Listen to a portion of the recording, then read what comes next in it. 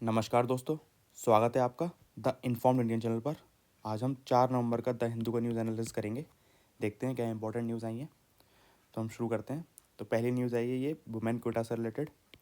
इसमें supreme court ने बोला है कि वो गवर्नमेंट को फोर्स नहीं कर सकते कि वुमेन कोटा लागू किया जाए सन 2024 के इलेक्शन से पहले।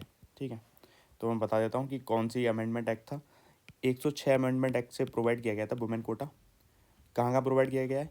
पार्लियामेंट में, और जितनी भी स्टेट है उन सारे स्टेट असेंबलीज़ में। ठीक है, तो आपको ये जो पता होना चाहिए कि पार्लियामेंट, लोकसभा में और स्टेट असेंबलीज़ में जो है ये वुमेन कोटा दिया जाएगा। कितना परसेंट दिया जाएगा? 33% दिया जाएगा। कब तक दिया जाएगा? 15 साल तक के लिए दिया जाएगा। 15 साल में देखते हैं कि कितना प्रोग्रेस हुई है इसमें। अगर नहीं हुई होगी तो शायद एक्सटेंड भी कर सकते हैं, वरना ये 15 साल के लिए भी आया है। ठीक है, और इसमें जो बताया है कि इसमें एक क्लॉज है, उस क्लॉज के अंतर्गत सरकार का कहना है कि वुमेन कोटा वो आफ्टर सेंसस, जो कि वो इलेक्शन के बाद कराएंगे, तभी लेके आ सकते हैं। तो इसमें कुछ इश्यूज़ भी हैं, जैसे कि जब EWS का आया था बिल, एक्ट आया था, तो वो सन 2019 में पास हो गया और इसे लागू भी कर दिया गया, कोई सेंसस नहीं कराई गई। ऐसे ही 73 अमेंडमेंट एक्ट आया था, जिसमें कि लोकल बॉडीज़ में वुमेन्स को कुछ रिजर्वेशन दिया गया था, तो उसमें भी कोई सेंसस नहीं कराया गया था, तब भी आराम से हो गया था। तो इसमें क्या दिक्कत आ रही है, देखते हैं। इसके आगे जो नेक्स्ट इंपॉर्टेंट न्यूज़ है वो ये है कि ये एलविश यादव वो कर लिया गया है। ये हमारे लिए कुछ इंपॉर्टेंट नहीं है। हमारे लिए इंपॉर्टेंट है कि वाइल्ड लाइफ प्रोटेक्शन एक्ट क्या है। वाइल्ड लाइफ प्रोटेक्शन एक्ट 1972 का एक्ट है। ये प्रोहिबिट करता है किसे? कि हंटिंग नहीं कर सकते। प्रोहिबिट करता है ये कि हंटिंग नहीं कर सकते, ना पोचिंग कर सकते हैं वाइल्ड एनिमल्स और प्लांट्स की। दोनों ही इसमें इंक्लूडेड, वाइल्ड एनिमल्स और प्लांट, एनिमल और प्लांट दोनों ही आते हैं। ठीक है, तो आप ये याद रखिएगा कि दोनों चीज़ें इसमें इंक्लूडेड हैं। इसमें जो है अमेंडमेंट हुआ था सन 2022 में, इसका एक अमेंडमेंट आया था। उससे पहले इसमें 5 शेड्यूल हुआ करते थे। एक शेड्यूल और था, एक बर्मिन्स के लिए भी शेड्यूल था, तो टोटल 6 शेड्यूल थे इसमें। ठीक है, और जो जब इसमें सन 2022 में अमेंडमेंट आ गया, तो इसमें जो शेड्यूल बचे हैं वो केवल 4 शेड्यूल बचे हैं। तो जो पहला शेड्यूल है, तो मैं आपको बता देता हूँ उससे रिलेटेड क्या है। जो पहला शेड्यूल है उसमें एनिमल स्पीसीज़ हैं जिन्हें highest level of protection provide करनी है। एनिमल स्पीसीज हैं जिन्हें highest level of protection provide करनी है। शेड्यूल 2 में वो एनिमल्स हैं जिन्हें हंटिंग वगैरह तो अलाउड नहीं है, लेकिन उनके लिए जो फ़ाइन लगेगा वो थोड़ा कम रहेगा। जो शेड्यूल फर्स्ट में तो बहुत ज़्यादा फ़ाइन है, बिल्कुल अलाउ नहीं है कि आप कर सकते हैं। इसमें थोड़ा फ़ाइन जो होगा वो थोड़ा कम हो जाएगा। इसमें भी एनिमल्स आते हैं। और शेड्यूल 3 के अंदर सारी प्लांट स्पीसीज़ आती हैं। जैसे आप प्लांट स्पीसीज में क्या, जैसे कि आपको ग्रो करने के लिए कुछ कुछ प्लांट स्पीसीज हैं, जैसे आप ग्रो करने के लिए या उन्हें अपने पास ट्रांसपोर्ट करने के लिए, ट्रेड करने के लिए परमिशन चाहिए होगी। केवल वही लोग कर सकते हैं जिनके पास परमिशन होगी, वरना आप नहीं कर सकते। और शेड्यूल 4 जो है, शेड्यूल 4 में उन स्पीसीज़ को डाला गया है जो साइट है ये एक, इसके अंदर जो जो एनिमल्स या जो भी एनिमल्स के स्पेसिमन इसमें डाले जाएंगे, उन्हें इसमें रखा गया है। शेड्यूल 4 में साइट से रिलेटेड किया गया है इसे।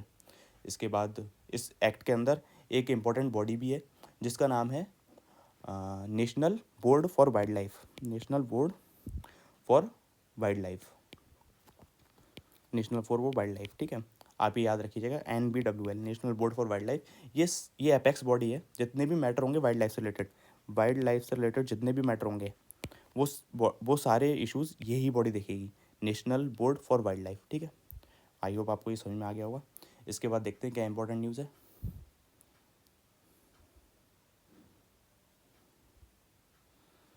दिल्ली की air quality severe plus category में आ चुकी है। सीवियर प्लस कैटेगरी क्या होता है? जब AQI इंडेक्स 450 से ऊपर चला जाता है।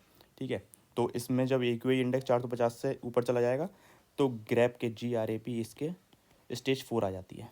स्टेज 4 में कुछ कुछ चीज़ें, जैसे कि एजुकेशनल इंस्टीट्यूशंस को शट डाउन कर दिया जाएगा।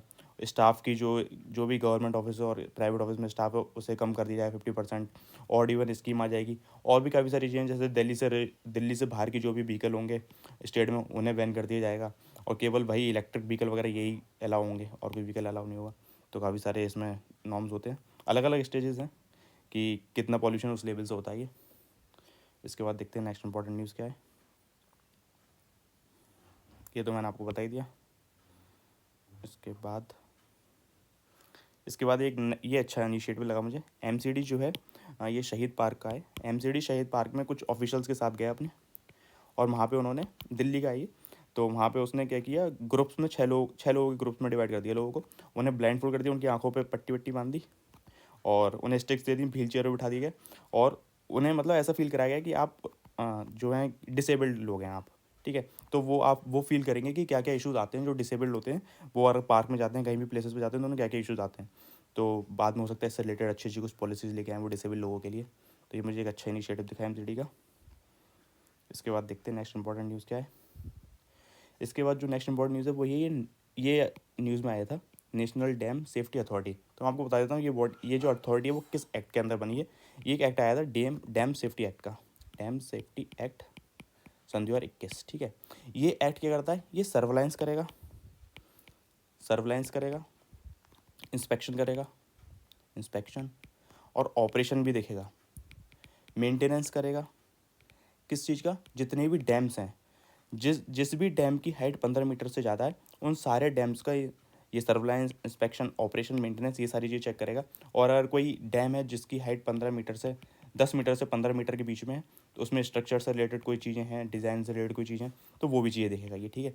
तो इस एक्ट के अंदर दो बॉडी बनती हैं। एक बनती है national committee on dam safety. ठीक है। National committee on dam safety, ये बॉडी क्या है, ये बॉडी सारी पॉलिसीज़ बनाएगी। जो भी इसने पॉलिसीज़ बनाएगी, रिकमेंडेशन करेगी कि क्या डैम सेफ्टी के लिए क्या क्या रेगुलेशन होनी चाहिए। तो उसके बाद जब इसने बना दी सारी पॉलिसीज़, तो इम्प्लीमेंट करने के लिए नेशनल डैम सेफ्टी अथॉरिटी, जो आज न्यूज़पेपर में आई है। तो ये इस एक्ट के अंदर आती है। आप समझ जाइए ये किसे इम्प्लीमेंट करेगी, जो भी policies national committee on dam safety बनाएगी। ठीक है। तो ये आप याद रख सकते हैं। इसके बाद देखते हैं नेक्स्ट इंपॉर्टेंट न्यूज़ क्या है। इसके बाद जो नेक्स्ट इंपॉर्टेंट न्यूज़ है वो जीका वायरस से रिलेटेड है। ये जीका वायरस न्यूज़ में आया था, तो मैं आपको बता देता हूँ ये क्या है। ठीक है। ये एक मॉस्किटो बॉर्न वायरस है, मॉस्किटो इसे कैरी करता है, मॉस्किटो बॉर्न है।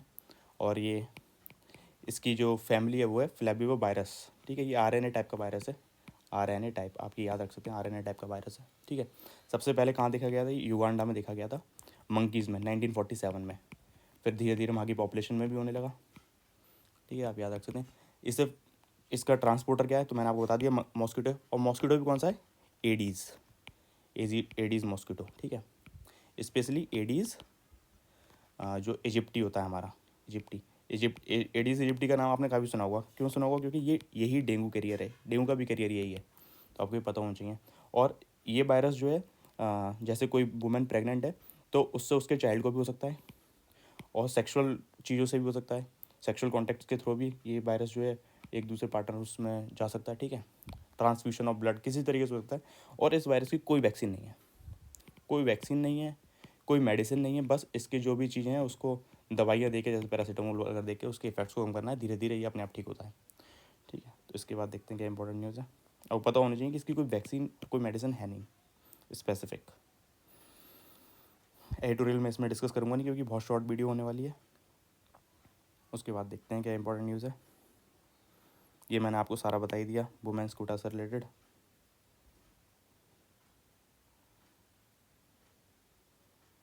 इसके बाद ये सब पॉलिटिकल न्यूज़ हैं कि अमित शाह जी छत्तीसगढ़ में जा रहे हैं, वहाँ पे बोल रहे हैं कि अगर आप हमें इलेक्शन में जिता देंगे, वोट देंगे, तो हम आपको रामलला के दर्शन कराएंगे अयोध्या में। तो ठीक है, दर्शन तो हो ही जाएंगे, नौकरी वोकरी भी दीजिए। और इसके बाद देखते हैं क्या इंपॉर्टेंट न्यूज़ है। एक ये बहुत अच्छा टर्म आया, ये आया था एक्सटेंडेड फंड फैसिलिटी। इससे रिलेटेड यूपीएससी में क्वेश्चन नहीं पूछा जा चुका है पहले, तो मैं आपको बता दूं कि ये है क्या। तो ये आईएमएफ के थ्रू कराया जाता है। आईएमएफ की फैसिलिटी है ये जो होती है, जैसे भी किसी भी कंट्री में बैलेंस ऑफ पेमेंट का इशू हो गया है, बैलेंस ऑफ पेमेंट का इशू हो रखा है। ठीक है। कैसे भी हो सकता है कि उसकी इकोनॉमिक स्ट्रक्चर में कोई दिक्कत थी, स्ट्रक्चर्स में कोई दिक्कत थी, या स्लो ग्रोथ है, तो बैलेंस ऑफ पेमेंट का इशू हो रहा है कि अब वो बाहर से कुछ चीज़ खरीद ही नहीं पा रहे हैं, इतना रुपये नहीं बचा उन्हें। तो ये आईएमएफ उन्हें कुछ रुपये प्रोवाइड करता है, तो वो होता है। और कौन कौन ले सकता है इसके लिए, एलिजिबल कौन है, तो एलिजिबल सारी कंट्रीज़ हैं, कोई भी कंट्री आ सकती है। ज़्यादातर डेवलपिंग और ग्रोइंग कंट्रीज़ लेते हैं, इस चीज़ का फ़ायदा उठाते हैं, ज़्यादातर डेवलपिंग कंट्रीज़ इस चीज़ का फ़ायदा उठाते हैं। ठीक है। अब याद रख सकते हैं, कोई भी कंट्री ले सकता है जैसे भी बैलेंस ऑफ पेमेंट का इशू चल रहा हो। ठीक है। ये कंडीशनल बेस्ड होता है, ऐसा नहीं कि आपने ले लिया और बस आप लौटा देंगे, नहीं। आईएमएफ आप पे कुछ कंडीशन डालेगा कि आपको अपने स्ट्रक्चर में, आपको पॉलिसीज़ में ये चेंजेस लाने पड़ेंगे। और फिर वो मेज़र भी करेगा कि आपके जो पॉलिसीज़ में चेंजेस आए हैं उससे कुछ फ़ायदा हो रहा है कि नहीं हो रहा है, उसके बाद ही नेक्स्ट इंस्टॉलमेंट आएगा। ठीक है। तो कंडीशन बेस्ड होता है, याद रखिएगा, ये कंडीशन बेस्ड होता है। और इसके बाद जो दूसरा टर्म है, एक तो ये हो गया एक्सटेंडेड फंड फैसिलिटी, एक होता है extended credit facility. Credit facility ये ऐसा नहीं कि कोई भी कंट्री आके ले लेगा, ये केवल वही कंट्री ले सकते हैं जो बहुत ज़्यादा लो इनकम कंट्रीज़ होंगे, जो लो इनकम कंट्रीज़ होंगे। तो ये चीज़ दोनों याद डिफ्रेंशिएट कर सकते हैं कि ये केवल लो इनकम कंट्रीज़ ले सकते हैं, और ये जो है ये कोई भी ले सकता है। एक्सटेंडेड फंड फैसिलिटी कोई भी ले सकता है, developing countries, low income countries कोई भी, लेकिन क्रेडिट फैसिलिटी में केवल लो इनकम कंट्रीज़ आ सकते हैं। ठीक है, तो आप ये चीज़ याद रख सकते हैं। इसके बाद देखते हैं क्या इंपॉर्टेंट न्यूज़ है। ये वर्ल्ड पिच पे कुछ नहीं, गाज़ा और उनका इशू चल रहा है। भूटान में जो है इलेक्शन होने वाले हैं। भूटान में को मैं आपको बताता हूँ थोड़ा सा कि सन 2008 में इनका कॉन्स्टिट्यूशन अडेप्ट किया था उन्होंने। ठीक है, और ये एक कॉन्स्टिट्यूशनल मोनार्की है भूटान में। पहले एब्सोल्यूट मोनार्की था, उसके बाद कॉन्स्टिट्यूशनल मोनार्की है। तो इनका फोर्थ इलेक्शन होने वाला, फोर्थ जनरल इलेक्शन होने वाला, तो आप याद रख सकते हैं ये। उसके बाद नेक्स्ट इंपॉर्टेंट न्यूज़ देखते हैं क्या है। ये इशू चल रहा है और हिजबुल्लाह ने भी अटैक कर दिया इसराइल पे, अब लेबनान की साइड से। बाकी का एक ये इम्पोर्टेंट है, ये आया ये हो रहा है, एआई समिट हो रही है, summit of AI safety. AI safety के ऊपर एक समिट करा रहा है। कौन करा रहा है? ये ब्रिटेन करा रहा है। ठीक है, कहाँ पे हो रही है? बेल्ट्सलिक पार्क में। मैं इसका नाम प्रोनाउंस नहीं कर पा रहा हूँ, ठीक, अब बस याद रखिएगा कहाँ हो रहा है, ये इरा। ठीक है, तो इसमें एलन मस्क ने काफ़ी कुछ बात बोली है। एलन मस्क ने बोला है कि ये सारे रिप्लेस को जो है जॉब्स को रिप्लेस कर सकता है एआई, सारी जॉब हटा सकता है। एक ऐसा टाइम पीरियड आ सकता है कि जहाँ पे लोगों को बहुत दिक्कत हो जाएगी, वो अपनी बेसिक नीड्स के लिए क्या क्या करें, क्योंकि सारी जॉब जो है एआई खा जाएगा, इस तरीके से कुछ बोल रहे हैं ये। ठीक है, तो यहाँ पे जो एक डेक्लेरेशन साइन हुआ है उसके बारे में आप जान लीजिए कि ये डेक्लेरेशन हुआ है, बैचलर डेक्लेरेशन। ठीक है, तो ये क्या है, इन्हांस करेगा ग्लोबल कॉरपोरेशन को इन्हांस करना है इसमें आर्टिफिशियल इंटेलिजेंस की सेफ्टी से रिलेटेड, आर्टिफिशियल इंटेलिजेंस की सेफ्टी से रिलेटेड। ठीक है, इसमें क्या करना है, आइडेंटिफाई करना है रिस्क को, ठीक है, और उन्हें क्रॉस बॉर्डर पॉलिसी से एड्रेस भी करना है। क्रॉस कंट्रीज़ की पॉलिसी जो भी होंगी उसके थ्रू उसे एड्रेस भी करना है। पहले आइडेंटिफाई करना है फिर उसे एड्रेस करना है। ठीक है, इसके अंदर ये रहेगा 29 कंट्रीज़ हैं जिन्होंने ये डिक्लेरेशन को साइन किया। इसमें इंडिया भी है। 29 कंट्रीज़ हैं, वो आप नाम देख लीजिए, मैं बता दे रहा हूँ, इंडिया है, पाकिस्तान नहीं है इसमें। पहले वो अपने खाने पीने का ही देख लें, इसमें क्या ही आएंगे वो यही में भी। तो ये आप जान सकते हैं कि इंडिया है इसमें, पाकिस्तान नहीं है। इसके बाद देखते हैं नेक्स्ट इंपॉर्टेंट न्यूज़ क्या है। इसके बाद कोई इंपॉर्टेंट नहीं है खास। धन्यवाद। आपको अच्छा लगा हो तो आप ये लाइक कर सकते हैं और शेयर कर सकते हैं। Thank you.